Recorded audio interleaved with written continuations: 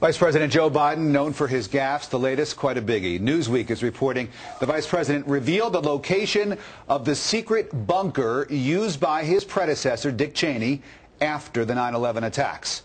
And where did he make this revelation? Well, at the annual dinner of the Gridiron Club, an organization of journalists. Joining us now is Byron York, Fox News contributor, chief political correspondent for the Washington Examiner.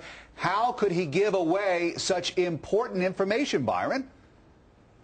Boy, it was a social event. This was the Gridiron dinner that President Obama actually skipped, and he apparently just began talking about it. And, you know, in Washington, a lot of people kind of just shake their heads and they laugh and say, oh, that's Joe. He says the darndest things.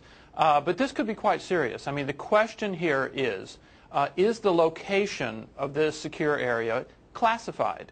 We know apparently that Vice President Cheney spent some time there in those times when he was in a, quote, undisclosed location. It's described in Newsweek as having a huge, heavy, secure steel door being packed with communications equipment. This is not the kind of thing that the government likes to make public.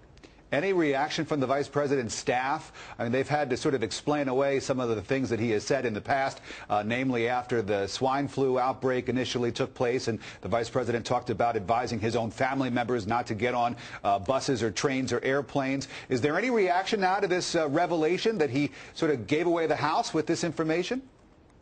Not so far, but it could get bigger if Republicans show some interest in this. But you may remember with the Valerie Plame affair, there was a very long special prosecutor investigation into the question of whether classified information had been released. It was just a huge mess. Not sure if this would ever reach that point, but if this information is classified, and it appears that Vice President Biden did disclose it, I think that's something that people who are interested, involved in national security in Washington and Congress are going to want to know more about. And from a practical standpoint, you know, he's just given away perhaps a top secret location, and now another one would have to be built, presumably, right?